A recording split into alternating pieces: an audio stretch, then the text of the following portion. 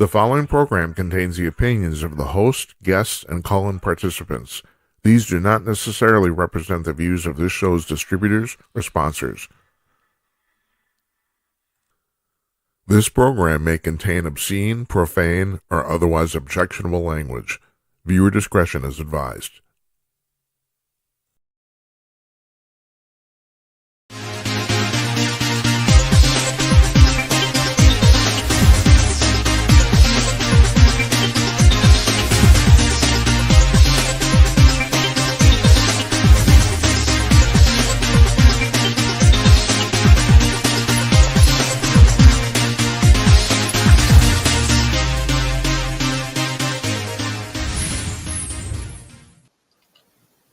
Coming to you cordless, everybody, from the satellite to your iPhone. It's 11:02 on the East Coast of the United States, 8:02 on the West Coast, and 10:02 in flyover country land here in Minneapolis. I'm Jim Peters, and welcome to another edition of Jim Peters Tonight. First of all, I want to apologize for not shaving last night. I looked at the playback. I look pretty shitty. That's all there is to it.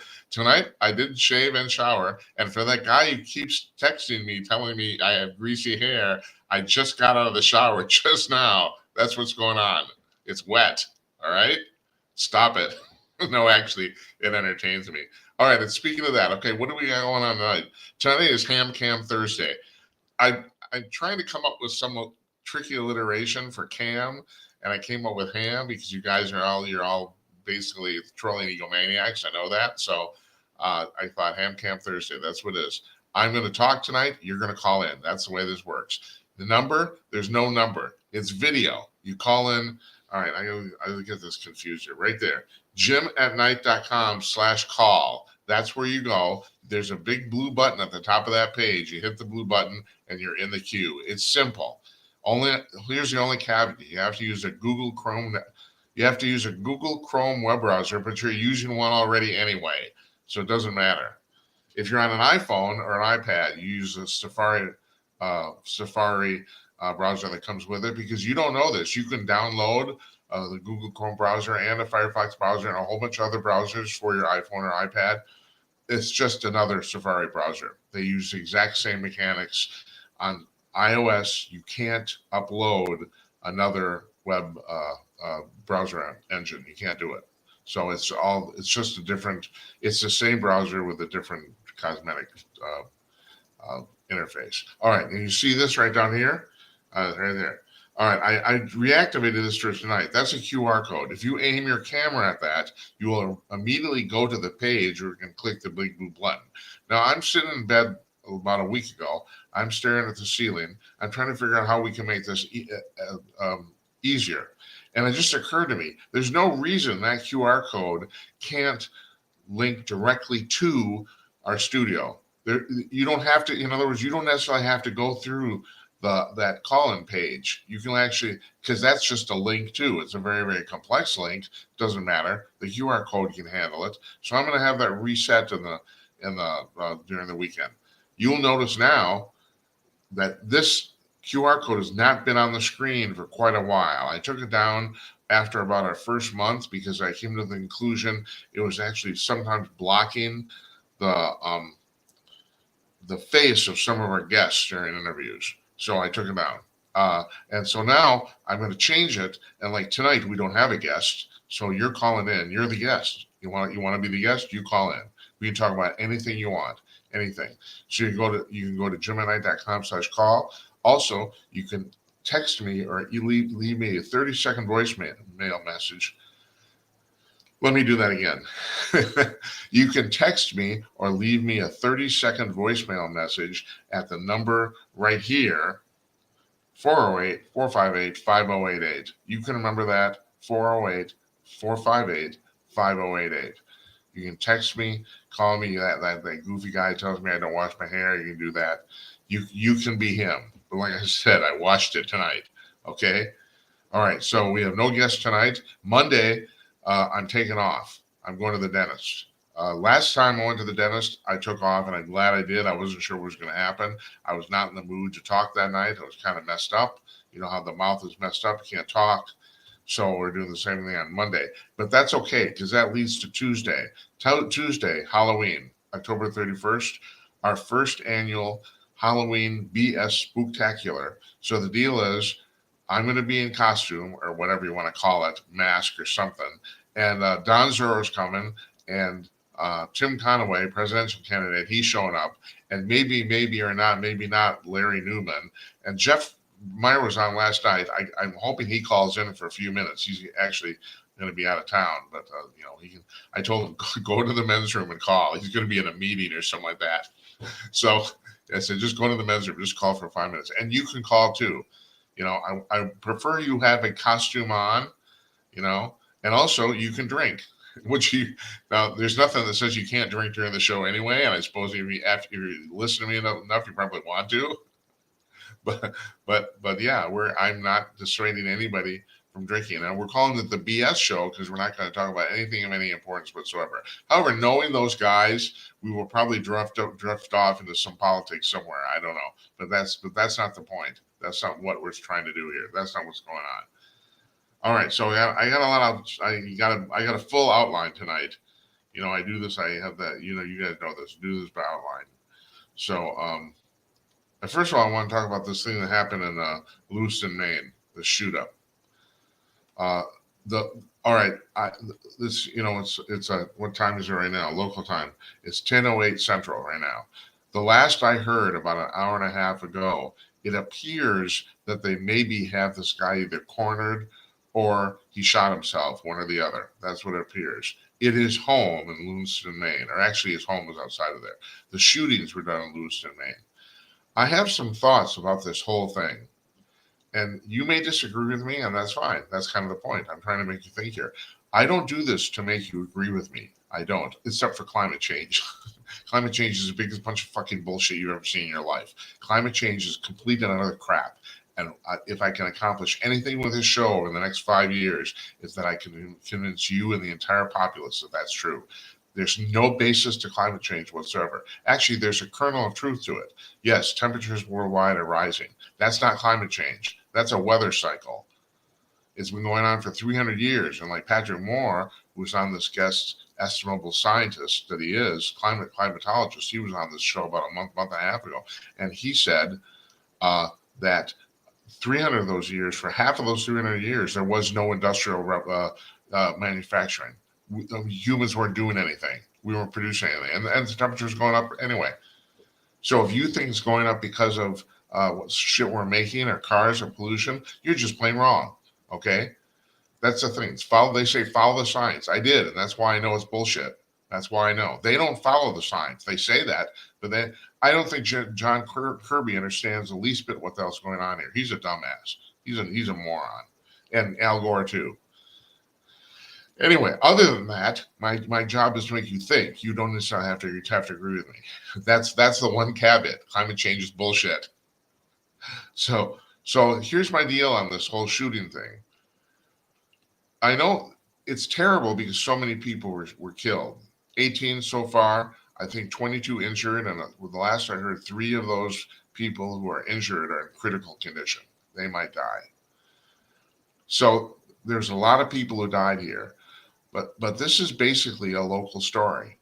Why this took up every single drop of time on the cable news channels, and then even breakaways into the regular broadcast channel programming. I don't, I understand why it did, but it shouldn't. It's like it has no effect on you unless you're in the immediate Lewiston area where they did ask people to shelter in place, and probably, arguably rightly so, unless you're in that real immediate area, it doesn't have any effect on you. And you're going to say, "Oh, Jim, it's like it's gun control." Oh, bullshit. Here's the deal with this. This guy, whose name is Robert Card, apparently, he is not only in the Army Reserve, he's a trained marksman instructor in the Army Reserve. He teaches people how to shoot guns. So because of his position, you could pass laws until you're blue in the face. None of them would have applied to him. He would have got his gun and even his automatic weapon no matter what, because he literally uses them in class, literally. So a whole bunch of laws, and not only that, there's other laws that don't apply to him too. Like, for example, in July, he was picked up by the police. This is a weird thing here.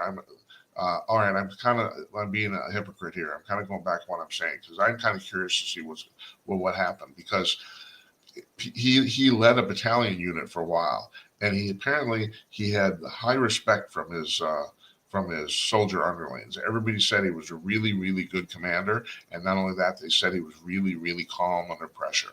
That's what they said. No, apparently, Fox News found no one who disagreed with that assessment. So something at some point, something went wrong here, and he cracked up. So he got picked up by the police in July, and he got involuntarily committed for 2 weeks. The problem is 2 weeks. If you're crazy, 2 weeks is nothing. That's the problem. And I want to address something that Judge Janine brought up on the 5 today, but also it was brought up on my previous radio shows where we talked about this. And she brought this up. She said straight away what's going on. In the 1960s, we had quote unquote, mental institutions or seminary or whatever you want to call them, where we stashed away people who were nuts. The problem, they were sometimes at best abusive and cruel and inhumane at their worst. But think about this. Is it, and I don't know the answer to this question. This is not rhetorical. You tell me. Is it better to put somebody in a cruel, abusive institution that's for the mentally ill, or not put them in an institution at all, where they're just out in the street now they're shooting people? I mean, you go to San Francisco, which has probably the worst on-street homeless problem in America, and those people are there for one of two reasons. They're either hopelessly addicted to drugs or they're nuts, right? One or the other. Now, we should have places to put people, at least who are nuts, if not the people who are also addicted to drugs. But like Janine said, in the 1960s and 70s, we made a decision as a society and as a legislature, federal legislation, legislative branch, to instead we had a choice to either increase the funding for these institutions or eliminate them, and we decided to eliminate them. Excuse me. That was probably the wrong thing to do. Now, it's like, I'm not advocating for the federal government to spend any more money, but of course this was 50, 60 years ago when they had more money to spend. It's like, the debt was nowhere near what it is now, even adjusted for inflation. So we basically put all these people on the street, and we either put them on the street. Well, the people that were in the institutions and the people who were not in the institutions had no place to go. So it's like, this is a quandary. This is a societal problem. We're not dealing with it right now. We just look the other way, and everybody says, if you didn't have any drugs, we didn't have any guns, no one would get shot. Well, first of all, that's not going to happen. There's more guns in the United States than there are people, literally. I just found this out today. The gun manufacturers sell 1 million new guns every month. You get that? 1 million a month. That's 12 million a year. And there's 330 million people, man, woman, and child in the U.S. And there's already 400 million guns in circulation in the U.S. 400 million, more than one of every person. And also, that's including the elderly and children and infants. So, what do you do? This guy, he was put away for 2 weeks. Now, he should have been put away until he was quote unquote cured, which would have been maybe 6 months at an absolute minimum, or forever if it didn't happen. But also, like I said, we could pass gun laws to a blue in the face, and because of his very particular role here in society, he's an actual marksman instructor for the U.S. military. It wouldn't have mattered. He would have got a hold of those guns anyway. So, and like I said, this doesn't this has no really immediate effect on you. You're not gonna, unless you live close to Lewiston, Maine. You're not gonna walk out of your house and gets shot, we'll buy him anyway, you know. So, and of course, some people would say that my just the way I said that very response there, just the way I worded it, said there's a problem. We have a gun problem. We do. But the gun problem isn't with the guns, it's with people holding the guns. And a lot of people are just plain freaking crazy. And we're making more crazy people in America every single day. And part of it, now, I'm skipping to the part I left for the end of the outline, for the end of the show today. But this I'm going to bring this up right now because it's pertinent to the discussion. The recent poll done by I can't remember if it was Harris or Gallup, maybe both. I can't remember. And the thing is, this poll was not done in the United States. This was worldwide. It was a worldwide poll that came to the conclusion that 1 out of every 4 people on the entire planet, that's 2 billion people, are lonely, who claim that they're lonely. And you know the best way to crack up? Don't have any human interaction. You know all those weird old men you see walking around downtown on the street? You know, they've lost their wives. And you know, I joke with my wife. I said, you could have married one of those guys. But you know, we both know why they're out there. You want to make a man weird, and I'm not talking about a person now. I'm talking specifically about a genetic man. You want to make a man weird, deprive him of companionship. That'll set him off. That'll push him off the deep end. Especially men. Women seem to be pretty good at taking care of this, because in this particular instance, they take care of that need. They're aware of it. And it's not that it doesn't happen to women either, but women are very seldom alone. I mean, you go to any nursing home, man. My father-in-law passed away a few years ago. I went to a lot of nursing homes. The vast majority of people in there are women. They're still alive, and they're also they're not nuts. As a general rule, they don't lose it. Now, I'm not, dementia or especially Alzheimer's aside, yeah, but they don't. They don't lose it. They take care of this. They know how to do this. Men don't. Men just seem lost. And that's the problem. They're lost, and then they don't know how to get unlost, so then they're permanently lost, and then they're screwy. So my point is that, the whole thing about the liberal thing about the fact gun control, it's not going to do anything. Gun controls are going to help. Now, what will help is if we got more people, more mental health. But,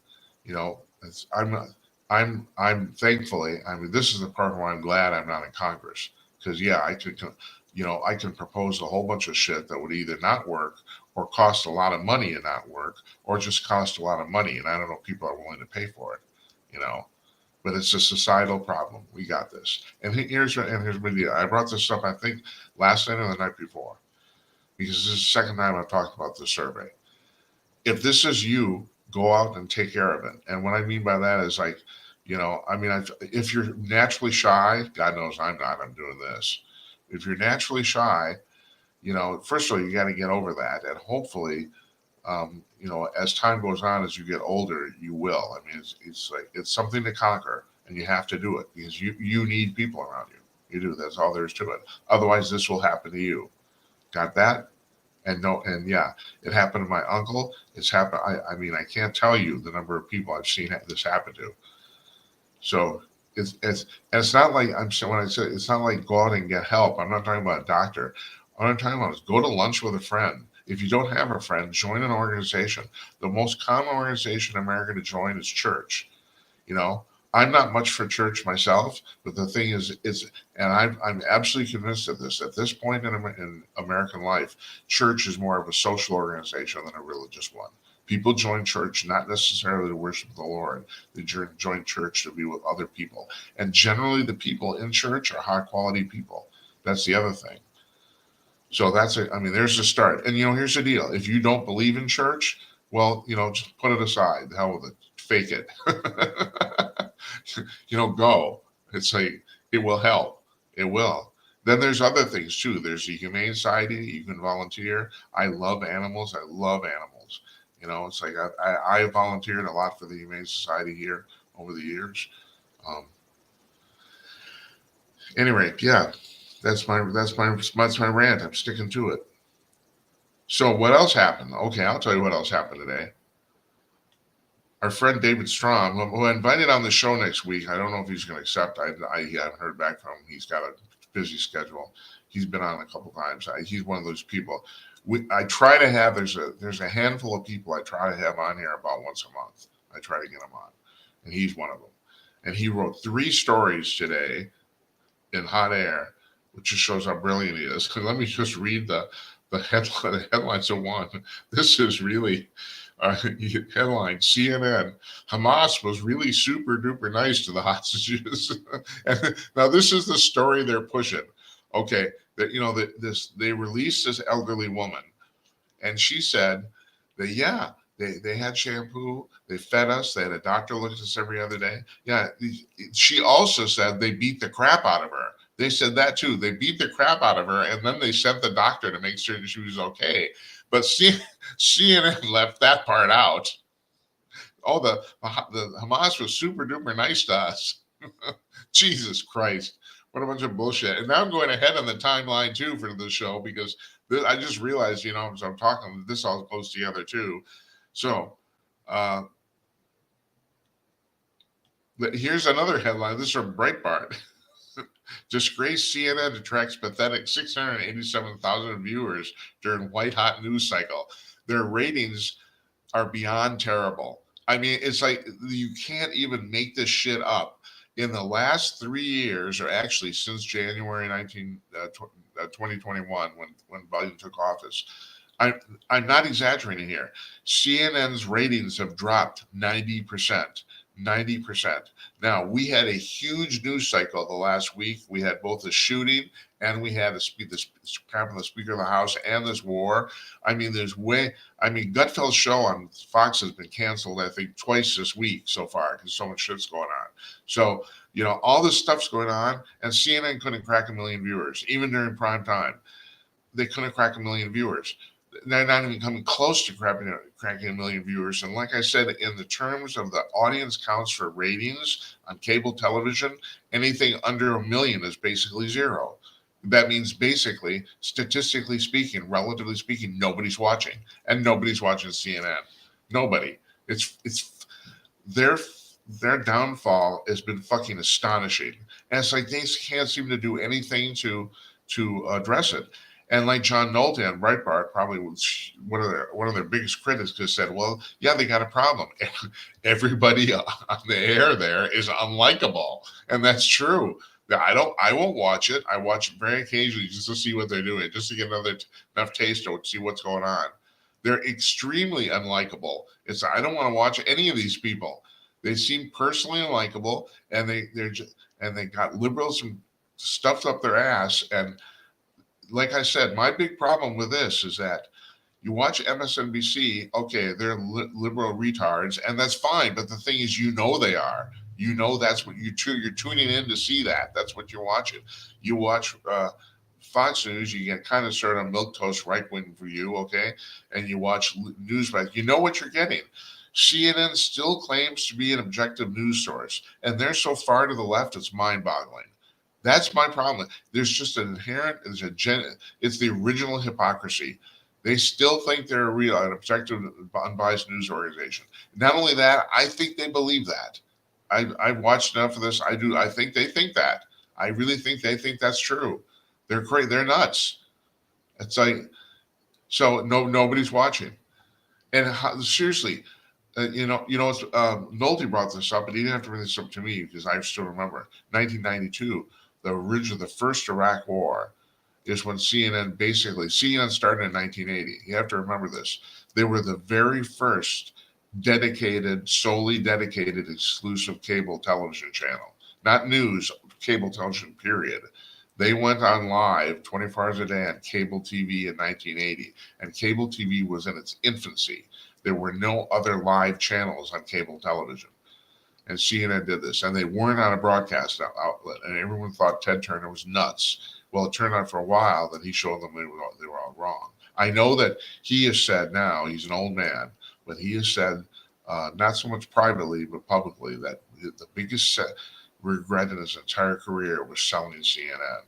Because I can tell you, if he still ran CNN, this shit would not be going down. It wouldn't. He knew what he was doing. So 1980, they went live. MTV followed a year later. MTV was the second exclusively live cable television channel, and then cable television kind of blew up after that. But in 1992, fast forward 12 years, they made their name broadcasting the Iraq War essentially live on site. They broadcasted it. And everybody, first of all, it was like an amazement. And secondly, because they weren't on broadcast TV, they weren't CBS News that only did a 30 minutes every day and then had to, abdicate for password or something like that. They were a news channel. They got to show it 24/7. And it was like a godsend. People thought this is amazing. We're actually watching a war in real time. And they made their reputation based on basically that incident.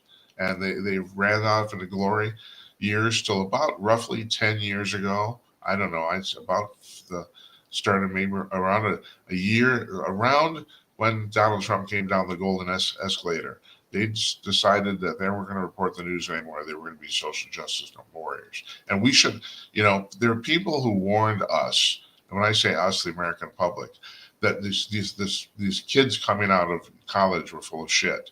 But seriously, I thought that's true. I thought, well, every generation thinks that. My wife, she constantly gives me shit about the fact I'm an old curmudgeon.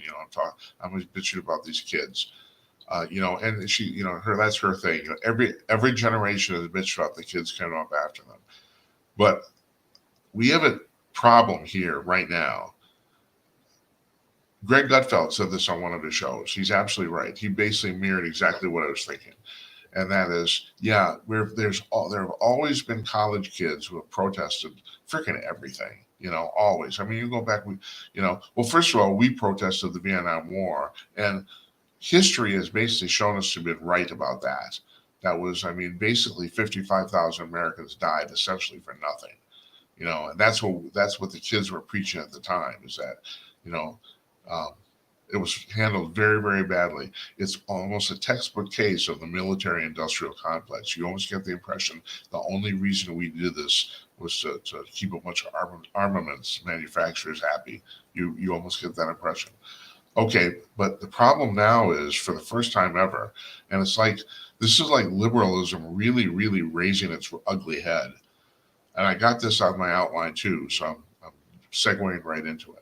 Right now, for the first time ever, you have college kids who are advocating for terrorism.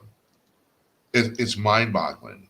It's like they have come down on the side of the terrorists. And the amazing thing is, it doesn't really matter what you think of their political point of view, which is that the Palestinians deserve their own state. Okay, fine, that's fine. But they think they have gone to great lengths now to say that Hamas and the Palestinians are justified for bombing Israel, and especially in the way they did. Everyone's compared it to 9/11. I compare it more to Pearl Harbor. It's a nice and sunny day, and all of a sudden your house is blown up. It's which is kind of what happened at Pearl Harbor. It's like all of a sudden, Jesus, you're dancing or you're having breakfast, and the Arizona's going down. Shit. So this is the difference now than anything that's happened in American life, basically ever. But if you trace the modern era, going back to like the 1950s, the late 50s, or the early 60s, about college kids protesting, that's about how far going back it goes. That they're rebelling. Well, okay, yeah. But now they're actually advocating for terrorism. And that's a game changer. And the other thing is, they don't seem to understand what's going on in this conflict either. Now, you can tell me I don't understand, but I'm going to tell you what I know, what I think. And the interesting thing is, Dennis Prager wrote a guest column on Hot Air, our friends at Hot Air, yesterday, saying this, basically saying the same thing I'm going to tell you now. Well, he put it in different words. He says that the reason the whole world has been against the Jews is because either the Jews actually are the chosen people, as said in the Bible, or the Palestinians and everyone against them thinks they're the chosen people. So the difference is completely moot. Whether they really are or people think they are is kind of beside the point.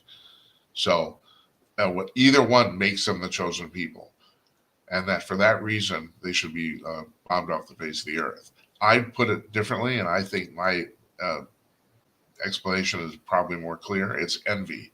I think I think people for thousands of years have envy. It's not even that they don't envy the Jewish religion. They envy the Jewish culture, which is extremely pragmatic and extremely functional. You know, I mean, you look at um, what the Israelis have done with that patch of sandy beach called Israel in the last 50 years. Tel Aviv is one of the major cities in the world. You know, it is. Now, meanwhile, now Gaza is not very big, relatively speaking, but Gaza City does hold 2 million people, which is even by American standards is a very good sized city. And they have no infrastructure to speak of. And that's because in 2005 or six, I can't remember when it was, they elected Hamas as their government. They haven't had an election since, by the way. You know, you have to understand that. Hamas immediately turned the whole thing into a dictatorship. They haven't had an election since. Excuse me. And they have basically no infrastructure. They have nothing. They don't have any running water. Their water is provided by Israel. They have no real electrical power. Their power is provided by Israel. They have Hamas has done nothing to cater to its own people. Now, when I was a good liberal boy 25 years ago, one of the it took I had about a 10-year transition from liberalism to conservatism, or actually libertarianism, I suppose. But one of the benchmarks for me was December 2000. I've said this before. I'm going to repeat the story because it really bears repeating. December 2000, when Clinton got Ishak Rabin, the president of Israel at that time, and Yasser Arafat, the head of the Palestinians, I don't know what his title was, brought them to the White House, and he said, "We're going to figure this thing out once and for all. We're going to figure out the two-state solution." Okay, fine. So Rabin and Clinton essentially gave Arafat virtually everything he asked for. 99%. They kept a little bit just to save face, a tiny little bit. They said, "We're, whatever you want." Basically, he got to write a check. We're gonna, you want your state, here it is. You can have it. And believe it or not, amazingly, Arafat said no. And in retrospect, I think this is in his biography. I'm not sure, but in retrospect, Clinton said he figured out that what was going on is that Arafat realized that if he did this, he would solve the problems of the Palestinian people, but he personally would be out of business. By solving the problem, he had eliminated his own influence. Now, this happens all over the place. This happens in professional life. I mean, at work, in politics, in the U.S. People don't solve problems because they realize if they solve the problems, they personally become obsolete. And that's what Clinton said that was happening to Arafat. But the thing is, this problem was so freaking huge, and they gave him the solution he wanted, and he still said no. And I realized when I heard that, I realized, well, the problem's never going to be solved ever. I realized that. If these guys are so damn egotistical that they can't even, for one moment. And the amazing thing is, okay, if Arafat had done this, yeah, he put himself out of a job. There would have been statues built to him for generations. He would have been venerated as a god among the Palestinian people. I mean, that's the part I don't get. You're going to be out of a job sooner or later anyway. You're going to die, stupid jackass. It's going to happen. You're going to die either lonely or alone, or you're going to die with people worshiping a bunch of statues to you. Which one sounds better? And it doesn't matter. You're dead either way. Why not just do the right thing? Do I expect too much from humans? I don't know. Sometimes I don't. This is what bothers me about the American government too. I mean, at this point, I don't think I'm out of line saying this. About 90% of the people in Congress are there for their own self-interest. They do not care about the public. Now, Jeff Meyer was on yesterday, and him and I were talking, and we brought this up about the fact that So Matt Gaetz, everyone's been giving Gaetz a hard time for getting rid of McCarthy, and the fact that this took 2 weeks and four people, and then ended up electing somebody nobody's ever heard of. Okay, fine. And so he's on Steve Bannon, and Bannon's asking him about this. Well, why did it take so long? And Gaetz said, I'm paraphrasing, I can't remember what exactly he said. He said, "Yeah, we won. We got the point across. We have elected a hyper conservative Speaker of the House." And yeah, Mike Johnson is. He's a very conservative guy, probably beyond my taste. He's against gay marriage. He's against abortion, no restrictions whatsoever. He's completely against abortion. He's you know yeah, he's just a very, very conservative man. And I can't argue with Gaetz. He's right. They won. You know. Now let's see what happens here. Usually, I have to say this. Usually, people who are in Mike Johnson's position, people who will kind of get pulled out of nowhere to lead something with no strings or previous attachments to it, usually end up doing a pretty good job because they realize that, well, I got nothing to lose here. I might as well do whatever the hell I want. And of course, that's the problem in politics. Everyone is so busy compromising about everything, especially to raise money. The problem isn't compromising with the other side; it's compromising with your own people. That's the problem, you know. So I have kind of high hopes here, even though I wouldn't necessarily agree with Mike Johnson every single policy position. I kind of think that maybe he might end up doing a pretty good job. We'll see.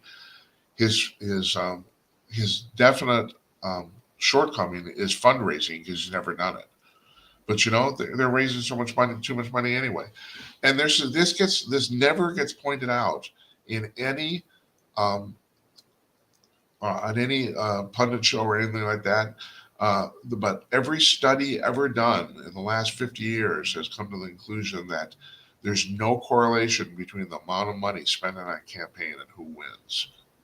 In other words, yeah, you need a certain amount of money, but yeah, maybe you lost because people don't like you. Did that ever occur to you? Hillary Clinton, did that ever occur to you?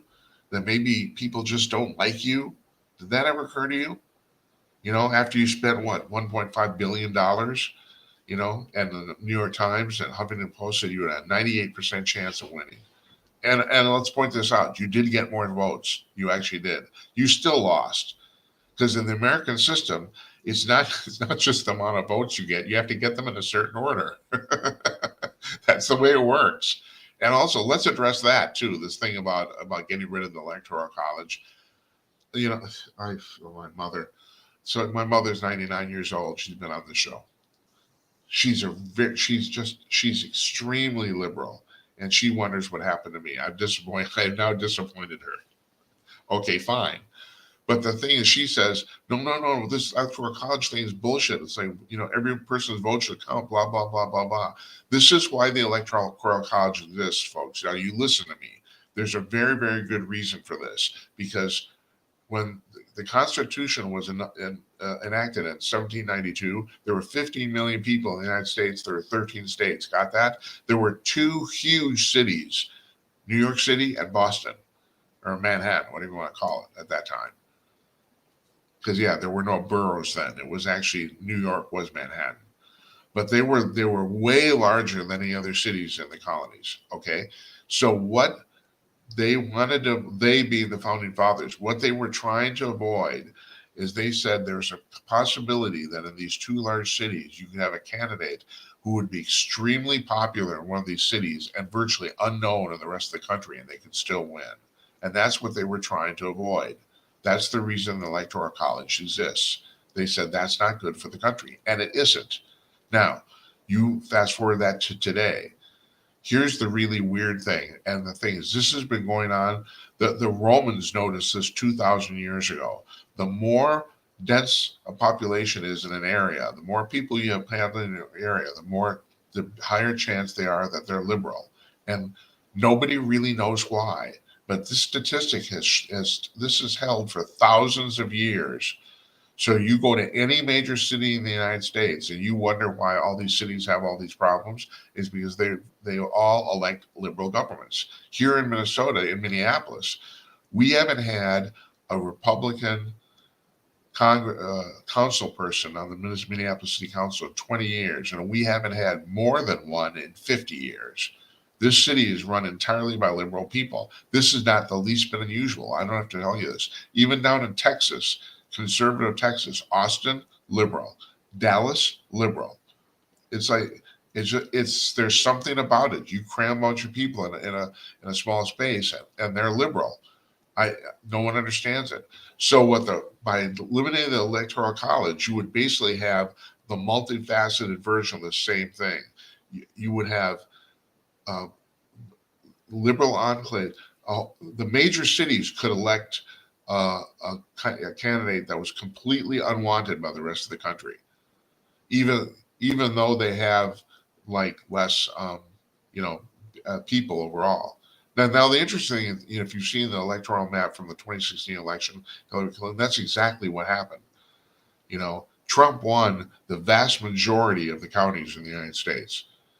But Hillary won the major cities, which is the reason she actually did end up getting more votes. But that's also the reason she got less electoral votes because it's done by state, and so it's like I don't know what is Pennsylvania have 24 electoral votes, so you get if you win Philadelphia and Pittsburgh, pretty much can win the whole state, but you can't do that in most other places where you have smaller cities. Anyway, that's the way that math works. That's the reason, and that's what the founding fathers were trying to avoid. And actually, it's very, very, it was very prescient. They foreshadowed this a lot. So no, we can't get rid of electoral college. If we get rid of electoral college, we'll never have a non-liberal or a non-democratic president ever again. Of course, that's their goal. That's what they want.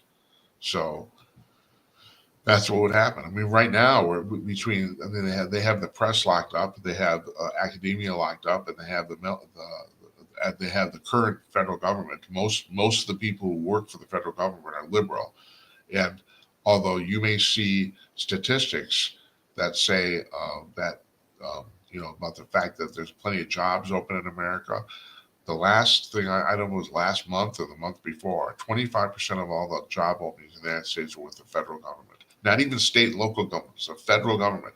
One out of every four was with the federal government. They are trying to blow the federal government up to make it a monster. It, it's nothing will because nothing will ever get done. It's very simple. Oh man, holy shit! How long have I been talking? Call me up. Would you call me up and relieve me of this misery? Would you? And this is really something too. I want to address that too. Things are not going well. So we had this is I gotta look this up here. Um, there was a labor statistics. Speaking of that, came out today, and they were we had hold on, I gotta find the actual number. GDP went up 4.9% in a month, which is huge. That's actually normal. Normally, people would be clinking champagne glasses about this. But the problem is, all the other numbers are so sketchy that everybody is predicting now that come to this coming year, we're going to have severe financial problems. Now, we've had Murray Sabrin, another one of our regular guests on the show, economist. He's been predicting this for like 4 or 5 years. That sometime in 2024 we're going to have a really, really major recession, and that's the way it's starting to look too, because these numbers, that number is great, but the underlying numbers are terrible, and that's the thing. And so, like for right now, it's basically it costs twice as much to buy a house, real money now, than it did 4 years ago. Just 4 years ago, when Trump was president, it now costs twice as much money. Or you get half the house you did 4 years ago, just 4 years ago. And there's all sorts of numbers I could pull out, at this, but yeah, it appears that Murray's going to be right. Bidenomics is a complete, and first of all, they're going to rue the day they even came up with the term, because Bidenomics is going to end up defining Biden's presidency in a negative way. That's all there is to it. And who do they think they're fooling? You know, these people who order everything off at Instacart, you never even go grocery shopping, never have to even think about it because they all have getting paid easy six-figure salaries. It never occurs to them there's anything wrong because they can afford for that stuff not to be wrong. But for the average person, I do the shopping in my family. It's nuts. I go to the grocery store. I mean, I can't tell you the number of things that I have. Uh, Pizza. Pizza I used to buy for years about eight. It was $8. It's frozen pizza. It's Bellatoria. It's probably the best frozen pizza you can get. That's my opinion. I eat it. I love pizza. I love it. As frozen pizza goes, you probably can't do much better. All of a sudden, I go to the store. It's now $12. It went up 50%. I know a lot of things in the grocery store in the last 2 months that have gone up a whole 50%. Just, well, we got to raise the price. We can't afford to sell it so cheap. It's, everyone passes their costs down, and the next thing you know, you're the consumer, and you're literally holding the bag. You are holding the grocery bag. Oh well. So things aren't looking well. That's I can sit here and I can bitch about Biden being a fool, and also there's another thing and this really needs to be discussed. The president has disintegrated physically, even in the last 2-3 weeks. I mean, I don't know if you saw any of he did a sit down press conference and a stand up press conference over in Israel, Netanyahu. He looked terrible and could barely talk. A lot of the stuff he said was basically unintelligible. You could not hear, you could not understand what he was saying. I'm watching this, I'm thinking, holy shit. And nobody's talking about it. Nobody in the mainstream press actually mentions it. And it's like staring you in the face. The president is not well. The president cannot talk. And then they're wondering why, Iran is bombing us. And they actually are. They in the last 2 weeks they've dropped bombs on some of our Middle Eastern bases like 14 times. You don't hear that really from the press either. There's a whole bunch of shit that the press does not report. And this is another thing that David Strom wrote about today in Hot Air 2. I'm going to read that headline for you. He says it's just called the MSM versus the alternative media. And yeah, the alternative media, they're lying, and people are starting to finally to figure this out. When I mean people, I mean the major public. Poll came out, Gallup poll, just this was last week. Excuse me.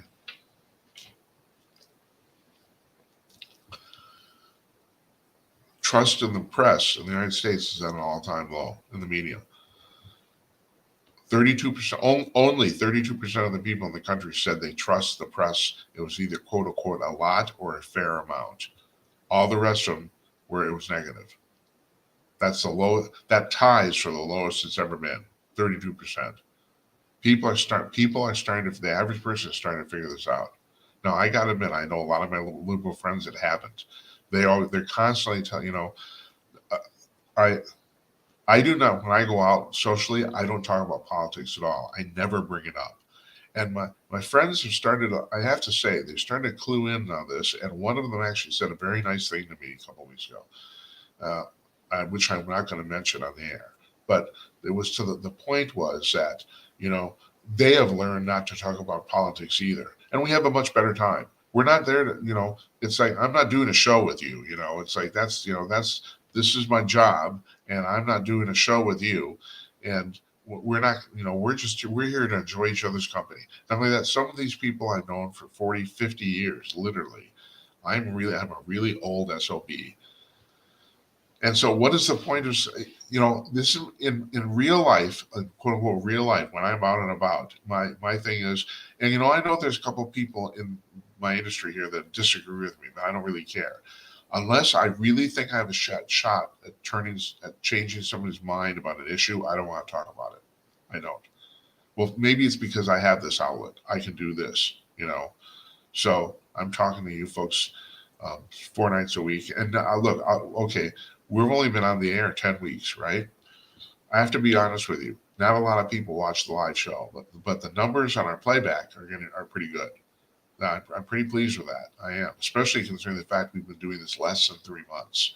Especially that we've had shows that have been watched by thousands of people, and that's a pretty cool thing. And as of yesterday, our following numbers on Rumble cracked 650. So I'm pretty happy about that too. Like I said, we've only been doing this less than 3 months. So we're only on we're not I don't do 5 nights a week. I do four. Why? Because it would kill me. You know, I was gonna mention this tonight too. I almost put this in the line just to talk bullshit. Uh, I I am astonished. I just turned 68 a couple of weeks ago. I'm becoming really lazy. For the first time in my life, I don't. It's not even that I don't like working. I would rather do other shit. And you have to understand, I've been a workhorse my entire life. I went years in the 1990s sleeping only 4 hours a day. I had two high pressure jobs. I had both of them simultaneously. I'm not going to tell you what they are, but yeah, they had nothing to do with each other either. That's the other thing. So I was running two organizations, and I was sleeping 4 hours a day. I was going to the gym at 3 o'clock in the morning. No shit, I really was, and I loved it. Most of my life I've loved working. Matter of fact, most of the time I'd say, I didn't get enough. Give me more work. I loved it. It made me high. Now at 68, all of a sudden, and this has only happened like in the last 3, 4 years. It came on slowly. But nothing makes me happier at this point to sit in my living room and watch television. I don't really care what it is. And I got my communicator device, my phone, and I'm on Wikipedia, and I want to see who's starring in the movies and Turner Classic Movies and whether they're dead or not. And my cat Henry sits with me, and I love him. I love him. I would rather be with him at this point than anybody, and I can spend hours doing this. Hours. I just not I'm getting lazy. Shit. Now, the booking for this show takes up a good amount of time. There's all sorts of stuff I got to do and all this sort of stuff. Here's the deal. I get around to Dorinda eventually. I don't know how to explain it. I'm not saying this is a good thing. I don't know if it's age. I don't know if I don't know what the deal is.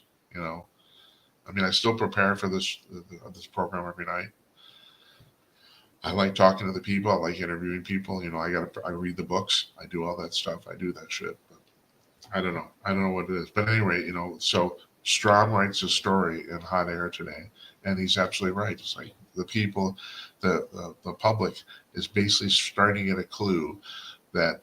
Well, here's the deal, and I can't remember. We had a guest that brought this up. I can't remember who was, but it's true. There is this kind of myth that this only started till relatively recently, the last 10 years. But the fact of the matter is, the mainstream media has been fucking you over for the last 60 years, except you never noticed. That's the deal. They've always been liberally biased. And to the point, and of course, they don't see anything wrong with it. They don't actually even see the bias. They don't. They don't see the fact that they're biased. They don't. They can't wrap their mind around it. So they don't think they're doing anything wrong, or at least they didn't. Now, I mean, there wasn't the social justice warrior crap 20, 30 years ago, but there was definitely liberal bias, no doubt about that. And we had way less news outlets, and you basically you had to put your trust into an editor to decide what got on the air, what got on the newspaper, and what didn't. So there's a whole bunch of stuff you never knew because it never got printed or picked up on television. And then you have to, just going back to what I was talking about before. So CNN started in 1980. Before then, there was basically the television news consisted of three half-hour programs every night, one on each network. You had Uncle Walter, you had Huntley and Brinkley, or John Chancellor, and you had Frank. Oh God, what was the name? Oh Jesus Christ, I'm not going to forget the guy who was on ABC. Frank, well, whatever, Frank something, or Peter. You fast forward. Peter Jennings is probably the guy who's known for that. The Peter Jennings, who did a documentary on UFOs that completely discounted the phenomena, said it was crap, and did a documentary on JFK assassination and came to the conclusion, yeah, Oswald did it. And I'm still thinking to this day that he got paid off to do that shit. That's the other thing. We've mentioned this before. There's Operation Nightingale that started in the 1970s. It was run by the CIA.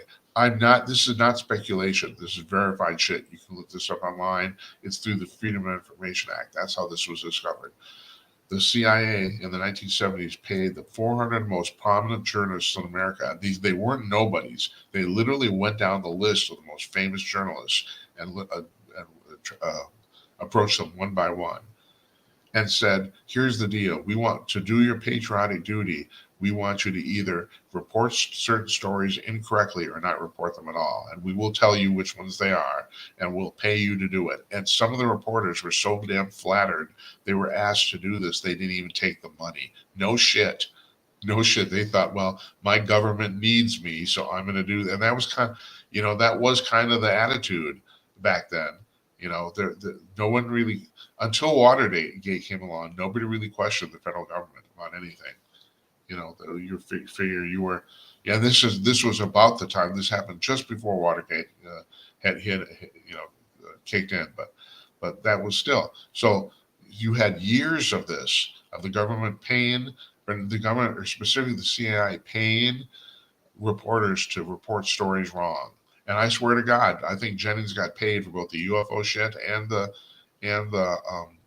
JFK stuff. I think they did. I think they just paid him. The one thing, I did not have any. I did look for some. There was no real UFO news of any consequence this week. So I'm not going to end with that.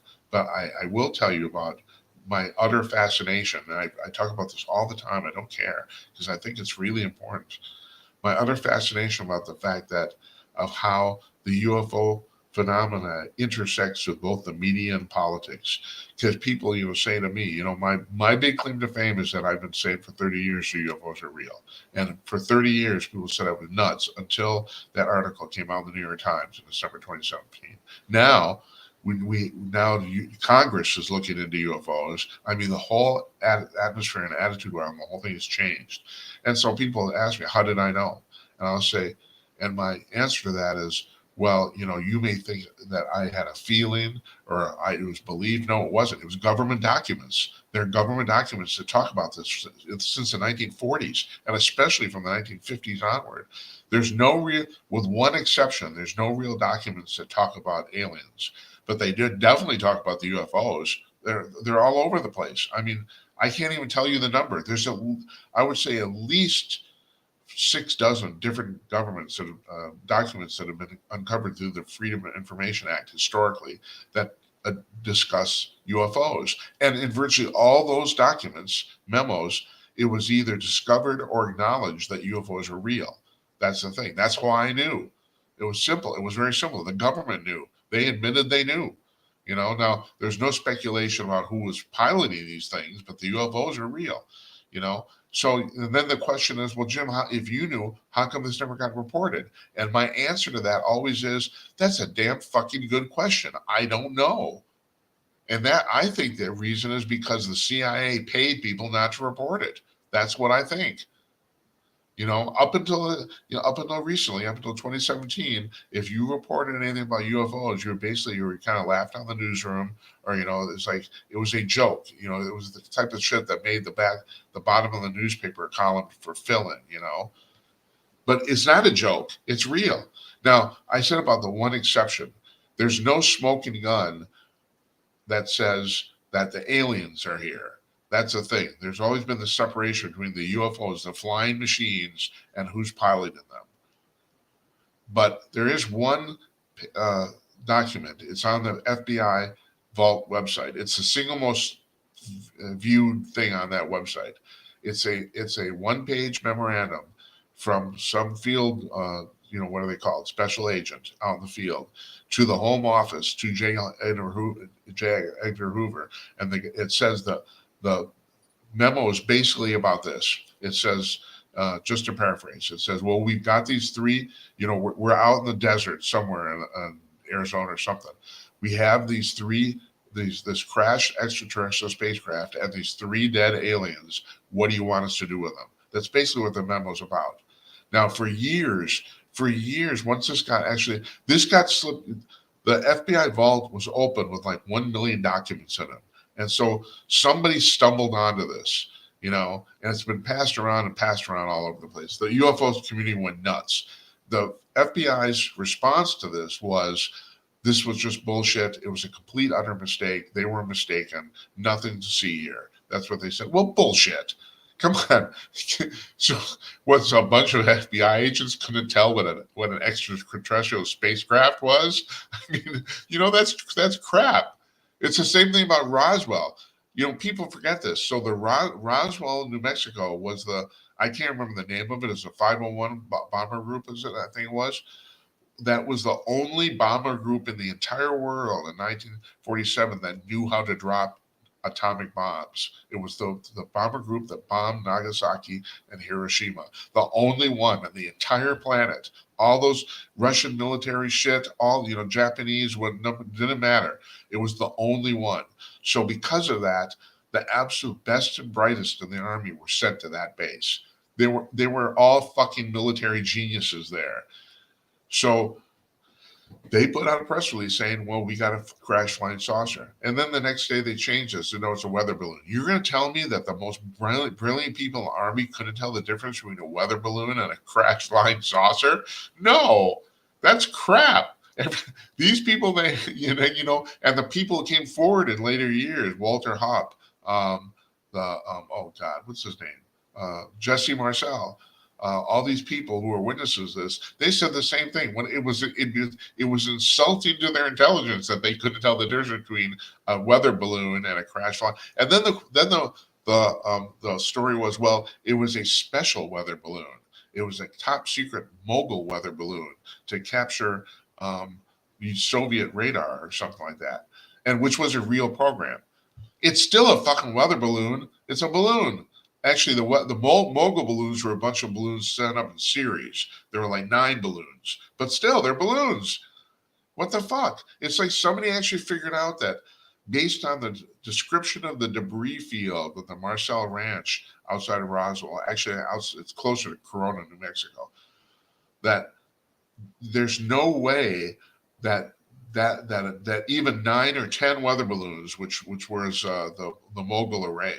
It was pretty freaking huge. I gotta say, the mogul weather balloon array was like 9 or 10 weather balloons in a row, and it went up really high. It was not your normal weather balloon, but still, they're balloons. They're filled with gas, right?